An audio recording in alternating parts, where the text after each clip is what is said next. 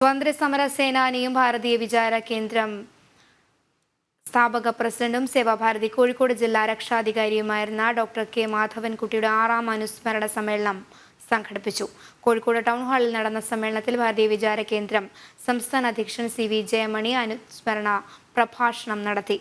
വികസനം കേരളം വഴി തെറ്റുന്നതെവിടെ എന്ന വിഷയത്തിൽ റിട്ടയർഡ് IPS ഉദ്യോഗസ്ഥൻ ഡോക്ടർ ജേക്കബ് തോമസ് മുഖ്യപ്രഭാഷണം നടത്തി. സ്വന്തം കുടുംബത്തിന്റെ വികസനം മാത്രം നോക്കുന്നവർ ഭരിക്കുന്നതുകൊണ്ടാണ് എല്ലാ മേഖലയിലും വികസനം എത്താത്തതെന്ന് അദ്ദേഹം പറഞ്ഞു. രാഷ്ട്രീയ നേതൃത്വത്തിന്റെ നേതാക്കളുടെ സ്വയം വികസനമാണ് ഒന്നാമത്തെ അവരുടെ മുൻഗണന. രണ്ടാമത് അവരുടെ ബന്ധുക്കളുടെ വികസനമാണ്. മൂന്നാമത് അവരുടെ സുഹൃത്തുക്കളുടെ വികസനമാണ്. ലാൽപ്രസാദ് അതിന്റെ സുഹൃത്തുക്കളെ പല കേസിൽ ഒഴിവാക്കുന്നതൊക്കെ നമ്മൾ കഥകളുണ്ട്. നാലാമത് അവരുടെ പാർട്ടിയുടെ വികസനമാണ്.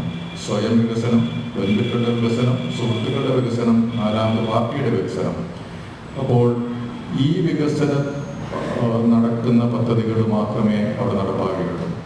ഇവരുടെ സ്വയം വികസനത്തിനോ ബന്ധുക്കളുടെ വികസനത്തിനോ അല്ലെങ്കിൽ സുഹൃത്തുക്കളുടെ വികസനത്തിനോ വിലങ്ങുതടിയാകുന്ന ഒരു വികസന പദ്ധതിയും അവിടെ നടപ്പാകില്ല എന്നുള്ളതുകൊണ്ടാണ് ഇന്നും ബീഹാർ പോവർട്ടിയിൽ, ഹാപ്പിനെസ്സിൽ ഒക്കെ വളരെ വളരെ ശോചനീയമായ അവസ്ഥയിൽ ഇന്നും അവിടെ ശോഭനമായ ഭാവിക്ക് വേണ്ടി എന്നൊക്കെ പറഞ്ഞ് മനുഷ്യർ നിലകൊള്ളുന്നു.